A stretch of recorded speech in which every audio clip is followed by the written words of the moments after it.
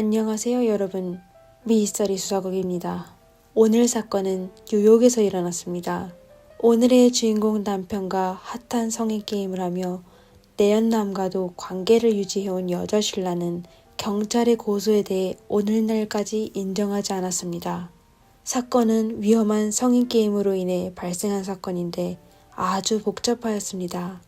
어떤 게 사실인지 여러분께서 판단할 수 있을 거라고 믿겠습니다. 그리고 저희 채널이 마음에 드셨다면 구독과 좋아요 부탁드리겠습니다. 감사합니다. 2003년 3월 23일 신라와 그녀의 남편 폴은 성인 게임을 하고 있었습니다. 폴은 신라의 손을 등 뒤로 묶고 눈을 가리고 그녀의 뺨에 TV 리모컨으로 살짝 스치며 신라를 흥분하게 하였습니다. 이어 두 사람은 역할을 바꿔 신라는 폴이 가장 좋아하는 수갑을 선택하여 그의 손을 의자 뒤에서 채웠습니다. 그리고 신라는 그의 눈을 가린 후 폴의 몸에 앉았습니다. 폴은 신이나 신라가 무엇을 들고 올지 상상하기 시작하였습니다. 그러다 그는 갑자기 가슴이 찌는 통증을 느끼게 되었는데 신라는 그냥 그게 사고라고 했습니다. 하지만 곧이어 폴은 또다시 통증을 느끼게 되었습니다.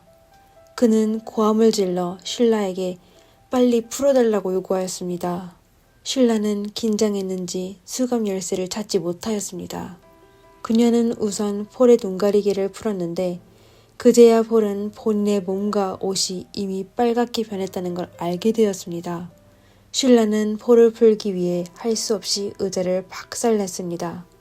그러다 폴은 힘들게 앉은 자세를 옮길 때 수갑 열쇠가 바닥에 떨어지게 되었습니다. 신라는 바로 열쇠를 들은 후 폴의 수갑을 풀었습니다. 힘이 점점 없어진 폴은 그녀에게 911에 전화하라고 했습니다. 하지만 30분이 지났는데도 경찰차와 구급차는 도착하지 않았습니다. 폴은 신라에게 그녀가 아는 모든 사람에게 연락하여 도움을 요청하라고 빌었습니다.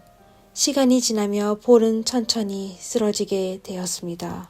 잠시 후 신라는 그녀의 친구들이 전화를 받지 않거나 전화를 받아도 바쁘다고 말했습니다. 그녀의 말은 폴을 더욱 무력하게 만들었습니다. 그러다 폴이 신라에게 자신을 응급센터로 데려가 달라고 했을 때 신라는 폴의 체력을 유지하기 위해 본인이 직접 근처 진료소에 의사를 집으로 초대하겠다고 하였습니다.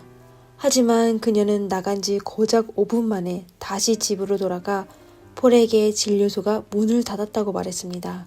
어이없다고 생각하게 된 폴은 신라에게 명령하는 말투로 그를 응급센터로 데려가 달라고 요구했습니다. 신라는 폴이 시키는 대로 그를 차에 태워 바로 출발하였습니다. 하지만 그들이 의료센터에 막 도착하려는 순간 신라는 갑자기 급회전하여 차를 본선에서 벗어나 병원에서 한 블록 떨어진 주차장에 주차하였습니다.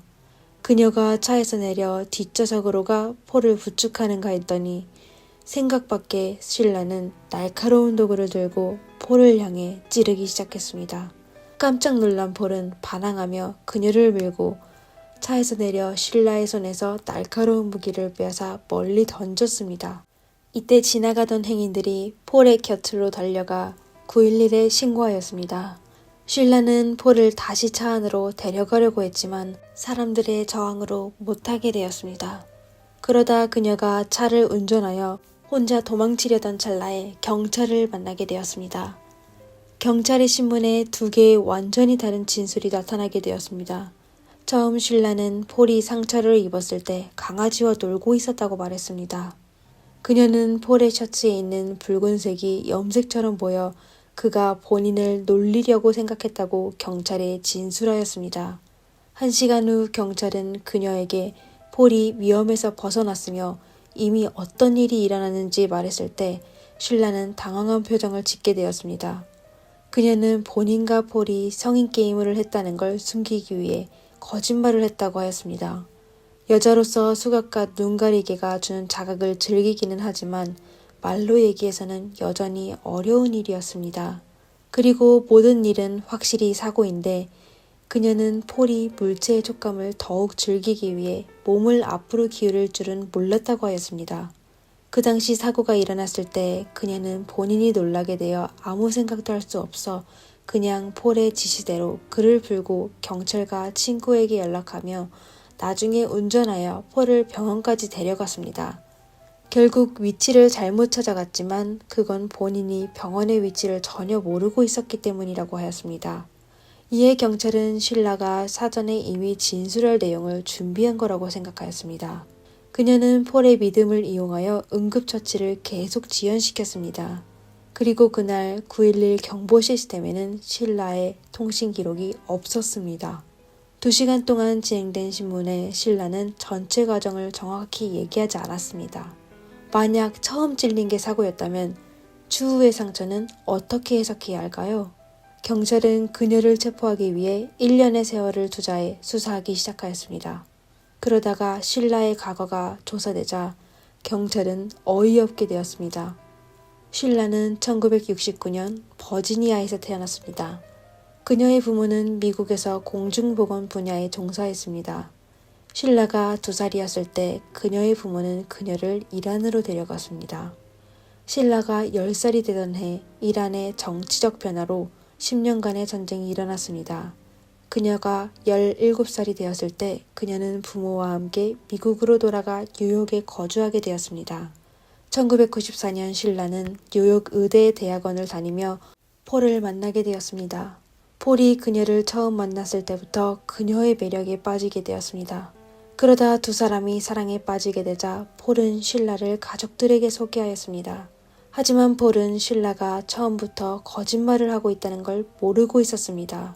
쉴라는 사실 19살에 이미 결혼했고 그녀의 남편도 뉴욕에 살고 있었습니다. 1995년 폴과 연애한 지 1년이 되었을 때 쉴라의 남편은 사실을 알게 되었습니다. 그는 폴을 만나 쉴라의 성격이 뒤틀어졌다고 본인은 지금 그녀와 이혼할 준비를 하고 있다며 폴에게 신중하게 생각하라고 당부하였습니다. 그 당시 폴은 그의 말이 무슨 뜻인지 이해하지 못하였습니다. 이에 쉴라는 자신이 결혼을 강요당했다고 설명했습니다. 폴과 쉴라는 결국 2000년에 결혼하였습니다. 이때 쉴라는 이미 졸업하여 유명한 퍼듀 제약에서 일하게 됐고 폴은 뉴욕에서 교직원을 하며 박사과정을 공부하고 있었습니다.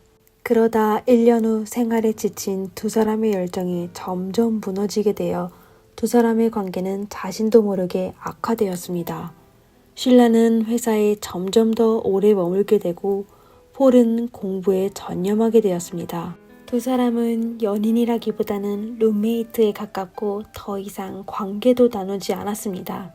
2001년 가을 쉴라는 폴에게 그녀의 남동생이 올 거라고 하였습니다. 하지만 동생이 정신적 질환이 있어 또 그녀가 결혼한지 모르고 있어 그녀는 남동생에게 자극을 주지 않기 위해 폴에게 그의 모든 개인용품을 들고 친구의 집으로 가 며칠 있으라고 요구하였습니다. 사실 폴은 아내의 특별한 남동생에 대해 오래전부터 알고 있었습니다. 비록 그는 조금 불만이었지만 여전히 쉴라의 요구대로 그들의 집을 정리하며 쉴라가 혼자 사는 것처럼 만들었습니다. 하지만 한 번이 시작되면 그것은 끝이 나지 않습니다. 아내의 특별한 남동생의 방문이 점점 더 빈번해지게 되었습니다. 2003년에 폴은 더 이상 참지 못하게 되었습니다. 이에 쉴라는 폴과의 혼인을 유지하기 위해 다시 얘기하자면 폴을 곁에 두고 싶어 폴과 성인 게임을 하기 시작했습니다. 새로운 게임을 통해 폴은 다시 열정을 찾게 되었습니다. 다시 사건으로 돌아가 봅시다. 경찰은 쉴라의 핸드폰을 조사하다 사건 당일 쉴라가 걸었던 전화번호는 911이 아닌 코네티켓의 전화라는 걸 알게 되었습니다. 그리고 쉴라의 휴대폰에 적힌 이름은 닐슨으로 기록되어 있습니다. 경찰은 그 번호로 전화를 시도했고 닐슨은 자신이 쉴라를 알고 있으며 그녀의 남자친구라고 말했습니다. 두 사람을 합치면 1년 정도 연애를 했을 것입니다.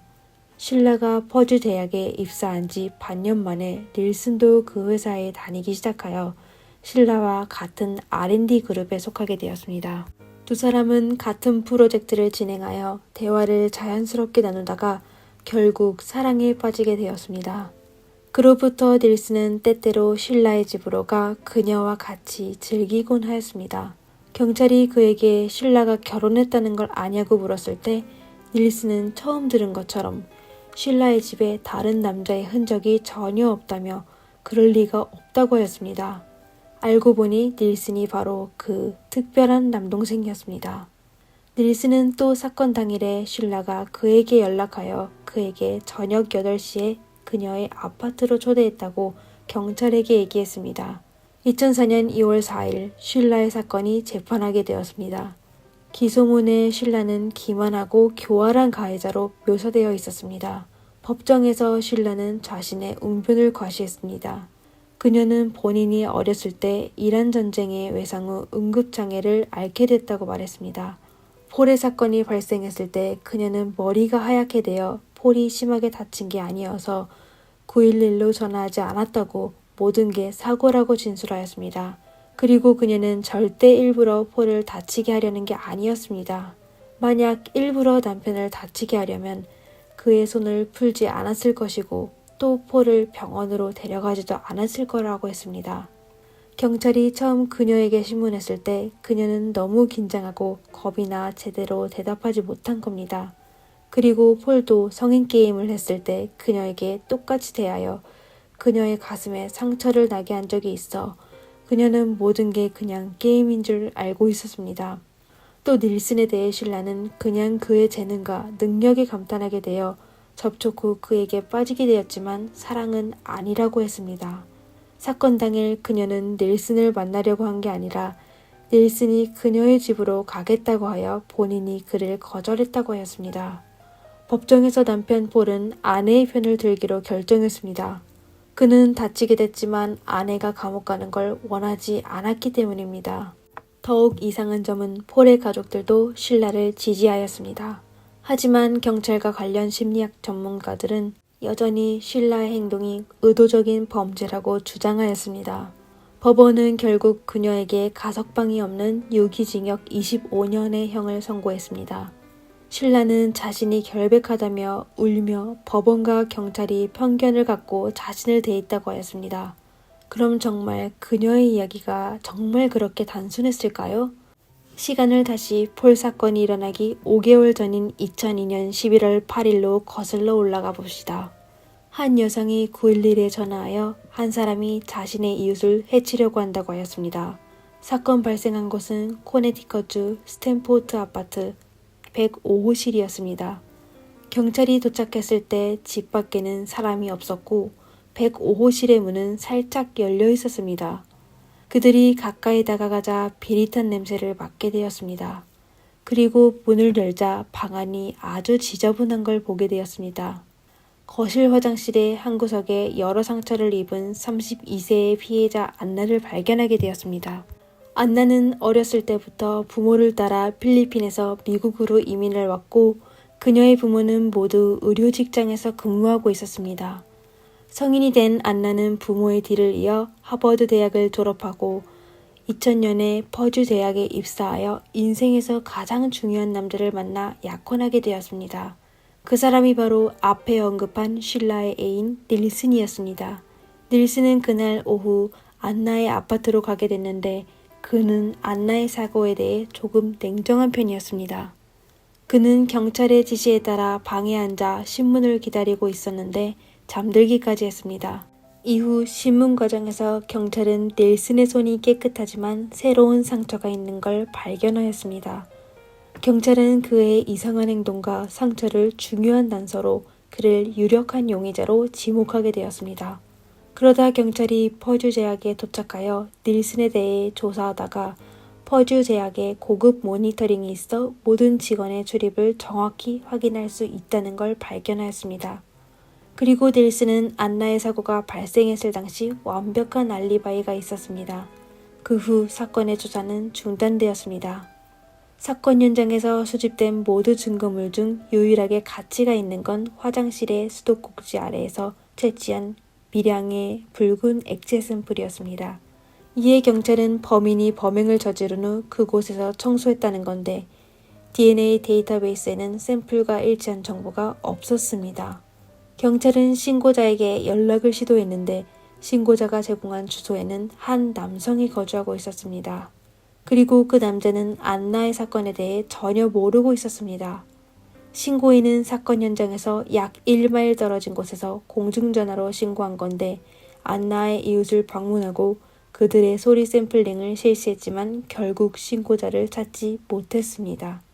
그러다 폴 사건이 발생하고서야 쉴라의 DNA를 입수하고 또 닐슨의 신원을 고려하여 안나의 사건에 대해 조사가 다시 진행하게 되었습니다.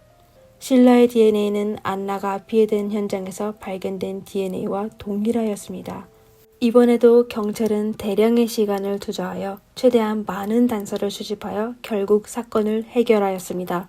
2012년 1월 24일에 쉴라는 다시 법정에 서게 되었습니다. 닐슨의 말에 따르면 그는 안나와 사귀게 된 후 쉴라와의 애매모호한 관계를 끝내지 않았습니다. 안나가 피해를 받기 일주일 전 회사 일로 그와 쉴라는 노스캐롤라이나로 가게 되어 같은 호텔에 묵게 되었습니다. 닐슨은 두 사람이 관계를 맺었는지에 대해 밝히지는 않았지만 이에 경찰은 그게 쉴라가 안나를 해친 동기로 입증하였습니다. 더욱이 안나의 사고가 발생한 이후 쉴라는 주도적으로 닐슨에게 접근하여 두 사람은 나중에 다시 사귀게 되었습니다. 그리고 퍼주 제약에서 제공한 영상 데이터에 따르면 쉴라는 안나 사건이 발생한 당일 오전 10시 53분에 회사를 떠나 3시간 뒤 다시 회사로 돌아갔습니다.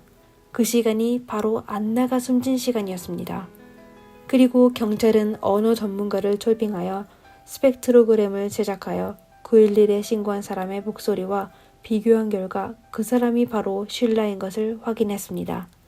다음으로 쉴라는 자기 변호를 하였습니다.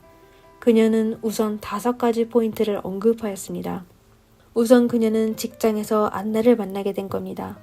두 사람의 관계가 아주 좋아 그녀는 닐슨과 안나가 사귀고 있다는 걸 알게 되자 바로 닐슨과의 관계를 중단하였습니다. 둘째, 그녀는 매주 금요일에 뉴욕의 집에서 점심을 먹었습니다. 그 당시 폴과의 관계가 악화되어 이 틈을 타 남편과 화해하려고 했습니다. 그녀는 안나의 사건이 발생하는 시간대에 타인에게 통화한 기록을 법원에 제출하여 그 당시 그녀가 뉴욕에 있었다는 사실을 증명하려고 했습니다. 셋째, 쉴라는 남편을 해쳤다는 오판을 받게 됐습니다. 사실 그녀는 남편과 9번의 성인 게임을 했었는데 매번 아주 조심하였습니다. 이는 그녀가 절제력이 있어 남편의 사건이 단순 사고였다고 진술하였습니다. 그리고 DNA에 대해 그녀는 본인이 닐슨과 안나와 모두 동료여서 자기도 모르게 그들의 몸에 본인의 DNA가 남을 수 있다고 했습니다. 그리고 주목해야 할 2가지 사항이 있는데 수도꼭지 밑에서 발견된 붉은 흔적은 현장의 다른 증거물보다 늦게 검사하였습니다. 이 흔적은 나중에 제출된 건데 경찰이 그녀를 상대로 위증했을 가능성이 있다는 것입니다. 그리고 현장에 전시된 50여 개의 증거물 중 수도꼭지 밑에서만 그녀의 붉은 액체가 발견된 점도 이례적이었습니다. 만약 정말 그녀가 안나의 집으로 들어갔다면 다른 곳에도 단서를 남기게 됐을 겁니다. 다시 얘기하자면 경찰은 그녀의 현장 청소 능력에 과다평가한 겁니다. 마지막으로 그녀는 본인이 이렇게 많은 말을 했으니 모두가 사건 당시 911로 전화한 목소리와 같은지 한번 들어보라고 하였습니다. 그리고 전화 녹취의 여성은 스페인어 억양을 사용하고 있다고 하였습니다. 한마디로 그녀는 본인이 결백하다고 하였습니다. By the mere fact that I decided to represent myself in this case, you've had ample opportunity to listen to my voice. 그녀는 안나의 가족을 동정하지만 자신이 저지르지 않은 범행은 인정할 수가 없다고 하였습니다. 2012년 2월 배심원단의 심의 끝에 쉴라는 안나에게 해를 끼친 혐의에 유죄 판결을 받아 50년의 유기징역을 선고받았습니다. 감옥에 있는 동안 쉴라는 자신이 오판을 받았다는 점을 계속하여 강조했습니다. 시청자 여러분은 어떻게 생각하시나요? 그녀는 정의 없고 교활한 사기꾼이었을까요? 아니면 경찰의 누명을 쓰게 된 불쌍한 수재였을까요? 그리고 닐슨은 사건의 어떤 역할을 담당했을까요? 댓글에 남겨주시길 바랍니다. 감사합니다. 이상 미스터리 수작업이었습니다.